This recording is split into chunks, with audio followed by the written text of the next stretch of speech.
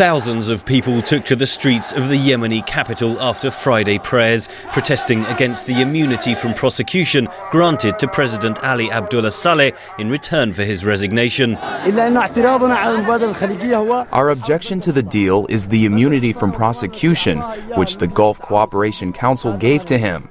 This is the thing we reject completely, and this is why we will stay here until it's achieved.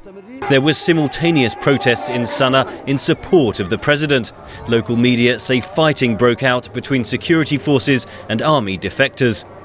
President Saleh signed the accord Wednesday, pledging to step down within 30 days and hand over power to his deputy before negotiations with the opposition.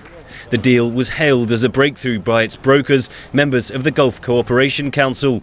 But Gala Riani of IHS Global Insight says many questions hang over the agreement. One of the problems, of course, is that Saleh remains in name as the president.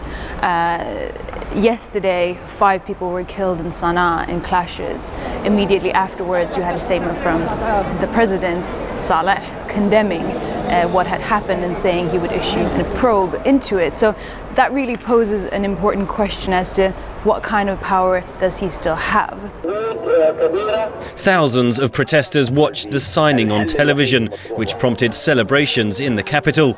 But Riani says many powerful institutions remain loyal to the president. Will he still be using these groups, including his son, who's the head of the Republican Guard, to interfere essentially in political affairs? The West is paying close attention to what happens in Yemen. Umar Farouk Abdul Muttalab, the man accused of trying to blow up a Northwest Airlines flight to Detroit on Christmas Day 2 years ago, is thought to have trained in the country. The United States regularly conducts unmanned drone strikes against al-Qaeda targets in Yemen. In September, a strike killed Anwar al-Awlaki, accused by the US of being the terror group's chief propagandist. Even the US, I think, is not keen to engage more with Yemen. What they want in Yemen is a political leadership that they can collaborate with.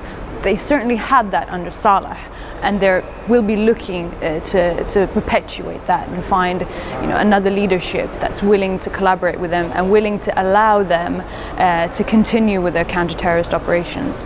Riani warns terror groups like al-Qaeda in the Arabian Peninsula are seeking to exploit the political divisions in Yemen to gain more support on the ground. Henry Ridgwell for VOA News, London.